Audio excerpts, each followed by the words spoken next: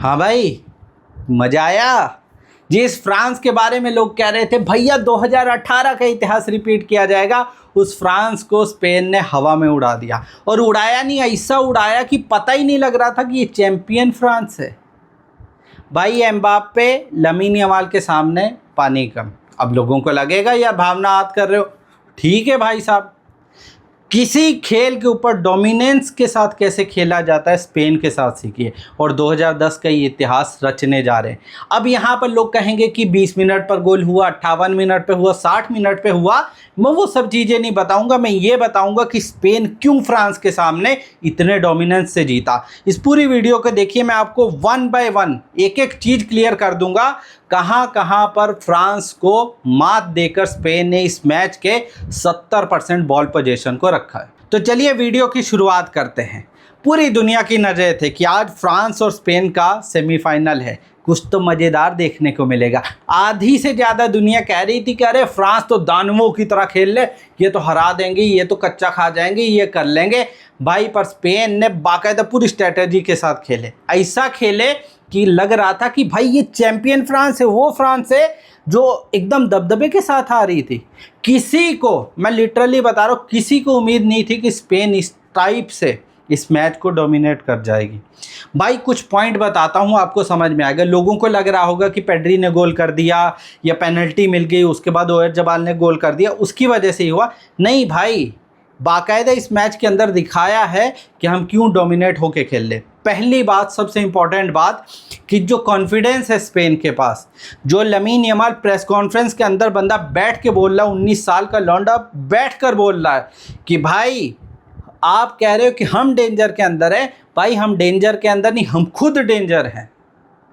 भाई हमसे डरिए, पूरी दुनिया आपसे डरती है कि आपके पास एम्बापे है, ओलिसे है, डेम्बेले है, पूरा एकदम फ्रंट ऐसा है कि किसी को भी कभी भी गोल कर दे, मगर आप हमारे सामने आएंगे तो हम सब कुछ धाराशायी कर देंगे।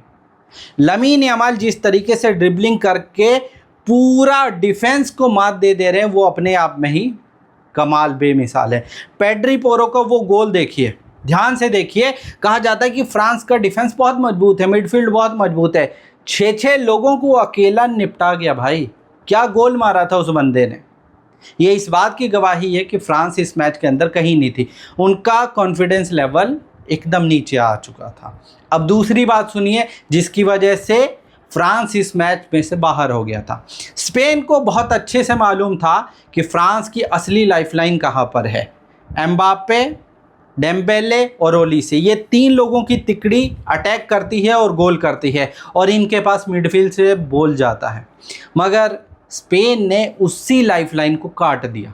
भाई हम आपके पास बॉल ही नहीं जाने देंगे, गोल कहाँ से करोगे। और वही हुआ।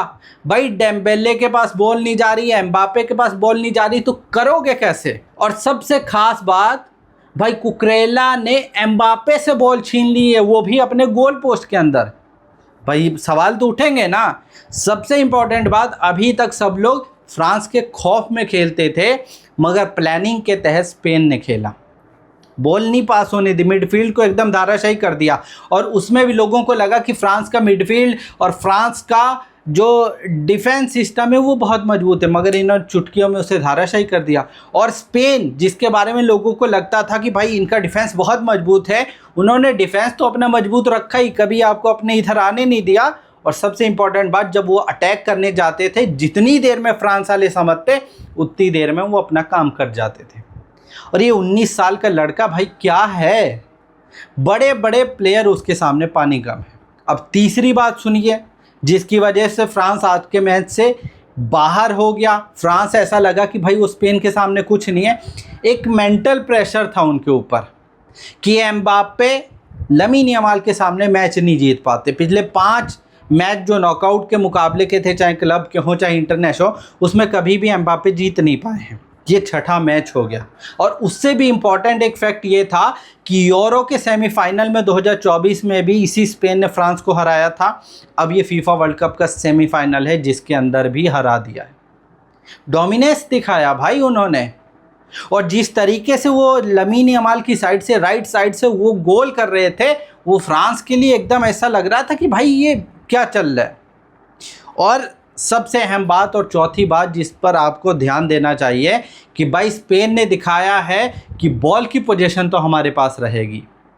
आप चाहे जितनी मर्जी बड़ी टीम हो, अर्जेंटीना हो, फ्रांस हो, कोई भी हो, बॉल तो हम ही रखेंगे।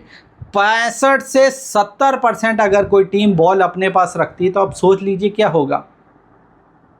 भाई लमीन यमाल का कल बर्थडे था, इससे बढ़िया बर्थडे गिफ्ट और क्या हो सकता है कि 19 नंबर की जर्सी कल 19 साल का हुआ और अब 19 तारीख को फाइनल खेलने जा रहा। भाई इससे बढ़िया बर्थडे गिफ्ट और क्या मिलेगा। भाई जिस तरीके से स्पेन वाले खेल रहे हैं ना, मैं लिटरली बता रहा हूँ, ये 2010 को रिपीट करने जा रहे, चैंपियन बनने जा रहे और कोई टीम इनको रोक नहीं पाएगी। भाई जब ये डेम्बेले और एम्बापे को कच्चा खा गए तो भाई इंग्लैंड और अर्जेंटीना की क्या हैसियत है। और अर्जेंटीना वही अर्जेंटीना जो 2 मैच से स्ट्रगल कर रही है।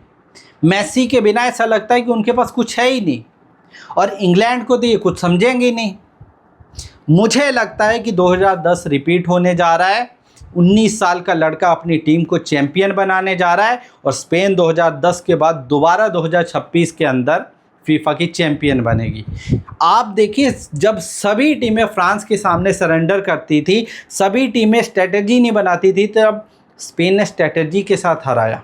पहले आपकी लाइफलाइन काटी, आपके फ्रंट को हराया, दूसरा आपके डिफेंस को चकनाचूर किया, तीसरा इन्होंने अटैक किया पलटकर, और ऐसा अटैक किया कि आप उसको समझ ही नहीं पाते। 2 इन्होंने टारगेट लिए और दोनों गोल में तब्दील कर दिए। भाई इससे ज़्यादा और तगड़ा रिकॉर्ड क्या हो सकता है। और लिटरली बता रहा हूँ, अभी तक अगर कोई मुझसे आज के मैच से पहले पूछता कि फ्रांस की टीम कैसी है तो मैं कहूँगा कि इस फीफा वर्ल्ड कप की सबसे बेहतरीन टीम थी। मगर जब आज का मैच देखा तो लगा ही नहीं कि ये वर्ल्ड चैंपियंस की तरह खेल रहे हैं। ये एम्बापे की वो टीम है जिस टीम को हम जानते हैं, और इवन कि एम्बापे आज वैसे नहीं खेले जैसे खेल सकते। भाई उनके गोल टारगेट पर ही नहीं लग रहे थे। जिस जगह से वो बंदा गोल मार देता था उस जगह से वो बॉल गोल पोस्ट के बाहर चली जा रही थी। सारा खेल वही है कि आप मेंटल लेवल पर क्या सोचते हैं, सामने वाले का प्रेशर ले रहे हैं और किस तरीके से अटैक कर रहे हैं, बॉल पोजीशन कितनी है और सामने वाली टीम की लाइफलाइन कहां से शुरू होती है। इन सब चीज़ों को मिलाकर स्पेन ने आज इस फीफा वर्ल्ड कप का सबसे बड़ा उलटफेर कर दिया और फ्रांस के उस सपने को तोड़ दिया कि वो तीसरी बार लगातार फाइनल खेलते ख़त्म कर दिया उन्होंने। और उससे भी बड़ी बात कि अब 2 चीज़ें तो तय हो चुकी हैं कि एम्बापे बाहर हो चुके हैं, अर्लिंग हॉलैंड बाहर हो चुके हैं, गोल्डन बूट तो अब मेसी को ही मिलेगा क्योंकि फ्रांस की तरफ से किसी ने इतने गोल नहीं किए हैं। और दूसरी तरफ अगर इंग्लैंड आती भी है तो भी 2 गोल का डिफरेंस है और मेसी मुझे लग रहा है उसको पूरा कर लेंगे। अब आप बताओ इस मैच के बाद आप क्या सोचते हो? आपको भी मेरी तरह लगता है कि 2010 रिपीट होने वाला है, जहां बाकी टीमें एक प्लेयर के सहारे हैं कि एम्बापे खेलेंगे तो मेसी खेलेंगे तो फलां खेलेंगे, इस तरीके से चल रहा है। तब स्पेन के अंदर लमीन यमाल पर भरोसा तो है मगर पूरी टीम की तरह खेली है। ये टीम की जीत है, किसी एक आदमी की नहीं। इस पूरे फीफा वर्ल्ड कप के अंदर अगर कोई एक टीम है जिसने टीम की तरह खेला तो वो स्पेन, इसीलिए मैं इस स्पेन को चैंपियन कहता था। बाकी आप इस चैंपियन स्पेन पर क्या सोचते हैं? क्या 19 तारीख को ये 2010 रिपीट करने वाले हैं? कमेंट करके ज़रूर बताइए। और अगर चाहते हैं फीफा और फुटबॉल जगत की हर खबर आप तक पहुँचे, आपका एल्गोरिदम इसे सपोर्ट करे तो हमारे चैनल को फॉलो सब्सक्राइब ज़रूर कर लें।